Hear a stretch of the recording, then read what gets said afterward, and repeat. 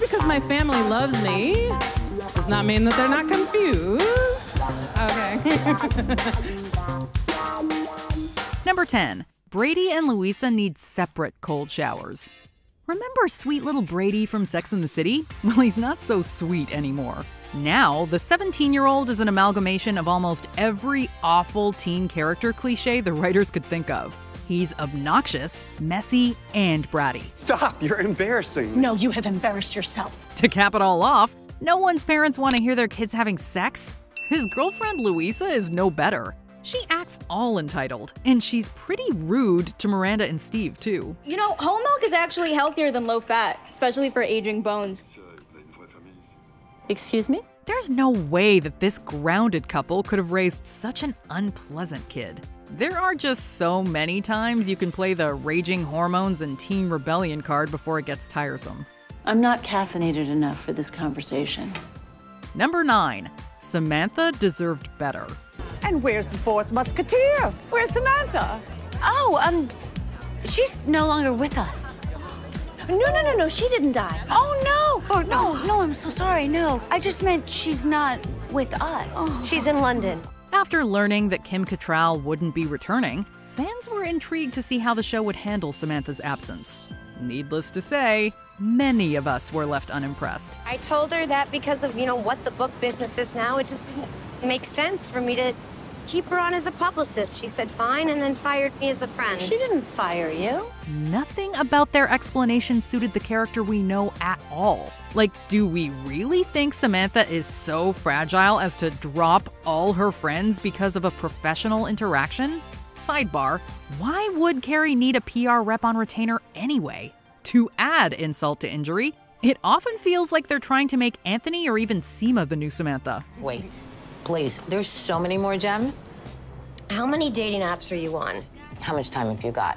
And we're simply not buying it. When Willie Garson sadly passed away in September 2021, they used the moved abroad tactic to explain his absence as well. By the time you read this, I'll be in Tokyo. I mean, who is he, the lost Bronte sister? He said he couldn't bring himself to tell you he was leaving face-to-face after Big died. Right, and a note is so much more compassionate. The notes he leaves Carrie and Anthony felt rather reminiscent of a certain infamous cringeworthy post-it note.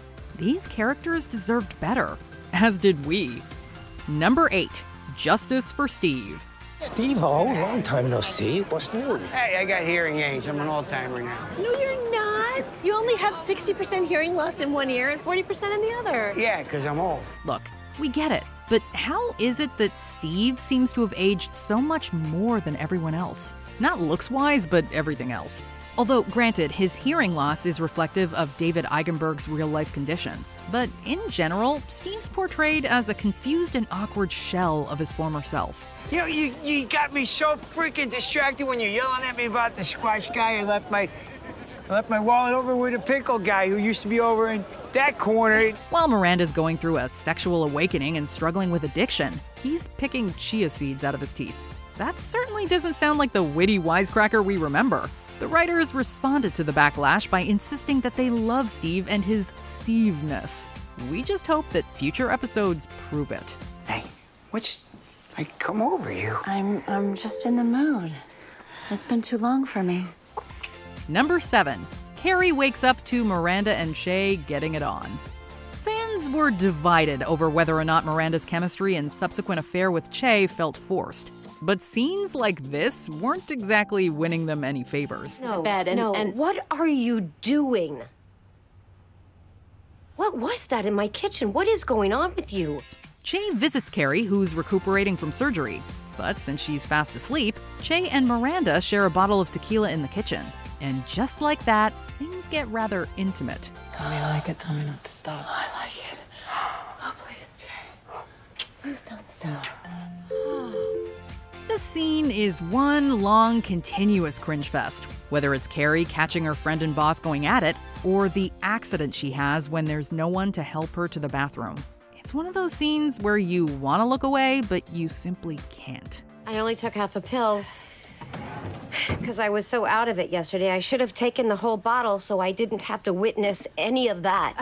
Number 6. The forced introduction of new characters. The revival of Sex and the City promised to address some of the original's shortcomings. In fact, Cynthia Nixon told Elle that this was why she chose to return to the series. I knew that you were Black when I signed up for this class. That was important to me. And sure, there is more diversity on camera and among the writers, yet it lacks authenticity. Instead, the new characters feel like they exist to tick a box, making them hard to watch. What up, sister? Brother. That's right, because I'm both and neither. They're still just supporting players. And even when their stories are being told, it's from a white point of view. Things like this make us believe that this series should have stayed in the past, where it belongs. Number 5. Charlotte tries to diversify her circle. It is unacceptable that we do not have a more diverse friendship circle, so tonight, bring your A game. While planning a dinner party, Charlotte worries that cool mom Lisa Todd Wexley will be the only person of color there. Her solution? Forcibly try to befriend other people of color. Maybe you and David could pop in before your dinner for drinks. You know, just pop in, say hi. We'll do it another time. Oh, but we always say we'll do it another time. Let's just get her done. She hounds her poor neighbor and even asks Anthony to help her get in touch with one of his Black friends. The insensitive faux pas don't end there either. Charlotte commits the first blunder at Herbert's birthday party by mistaking a guest for another Black woman she knows. Hi, Gwen. Hi. I haven't seen you since Leo transferred to Dalton. I'm not Gwen. But I know who you're talking about. Meanwhile, Harry overcompensates for his awkwardness by embarrassingly name-dropping Black celebrities. It took all of our might not to cover our ears and hum loudly over the agonizing dialogue. Number 4. Charlotte tells Anthony about Rock. Sex and the City approached their LGBTQ+ characters through a very heteronormative lens. But now they had a second chance to get it right. Or so we hoped. I don't feel like a girl. Oh. Well, sometimes I don't feel like a girl either. After Charlotte's younger child tries to come out, Charlotte attempts to explain what happened to Anthony. We were left completely aghast by his dismissive attitude and recoiled in horror as he essentially told Charlotte to ignore it. I'm her mother. I can't ignore it. Says who? Everyone. Well, everyone. Nothing is worse than when he compares the situation to a 6-year-old kid wanting to be a dog. This could have been such a poignant moment about acceptance for Charlotte and Rock. But instead, we were left wide-eyed by this totally tone-deaf conversation. I want to do the right thing. And you will, when and if the time comes. And I will be there with you and Rose every step of the way. But right now, she's just a little sourdough starter. Who knows what she's gonna grow into? Number 3. Miranda Hobbs, White Savior. Miranda was often the forward-thinking, outspoken advocate of the group. So we guess they wanted to show that anyone can misfire when it comes to the subject of race. Did you have to say something? Oh. One of the important takeaways I got from How to Be an Anti-Racist is if you see something, you have to speak on it. You have to call it out. Well, that's very noble of you, even if a tad bit white savior complex. Even so, that scene from her first day in class should be locked away in some vault to save us from the secondhand embarrassment. Please just forget that I ever said anything about your hair. Hair has nothing whatsoever to do with appropriateness or intelligence or gravitas, obviously. Pro tip: don't take a shot after every microaggression because you will not make it out of the scene conscious. But even if we ignore that scene, we'd still be left with her white savior complex. Surely Miranda understands the difference between getting annoyed at a security guard who's just asking for ID and what to do when someone's getting mugged in front of you. I'm so sorry, are you okay? I was unclear to me whether that was a white savior moment or not. It's very clear that these women have nothing in common, so their budding friendship feels painfully forced too. Number 2, did you hear that the show's woke now? As we've mentioned, Sex and the City had its problems. And they're vintage. Right. From a time when that was okay. I'm embarrassed when friends come over. And just like that was here to prove that the series could get with the times. Only it really couldn't. Like, oh, he, she, they, them, oh, please tell me which box to check! Rather than focus on a couple of social issues and really do them justice, they tried to tackle a bit of everything and fell short at almost every step.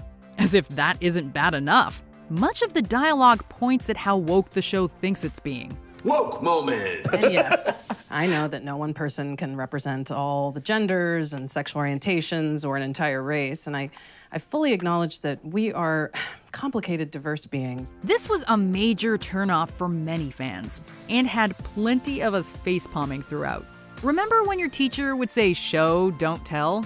Well, this is why. Before we unveil our top pick, here are some honorable, or in this case, dishonorable mentions. Pandemic? What pandemic? Yes, we're all very aware of the COVID-19 pandemic, thanks. I like the gloves.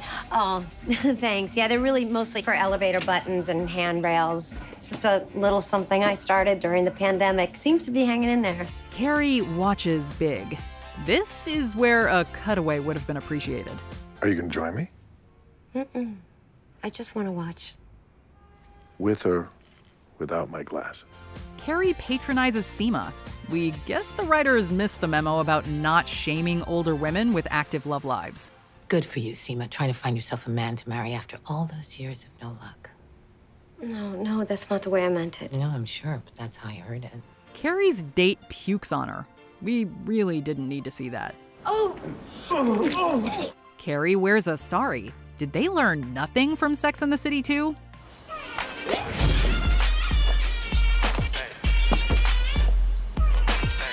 Number 1, Che.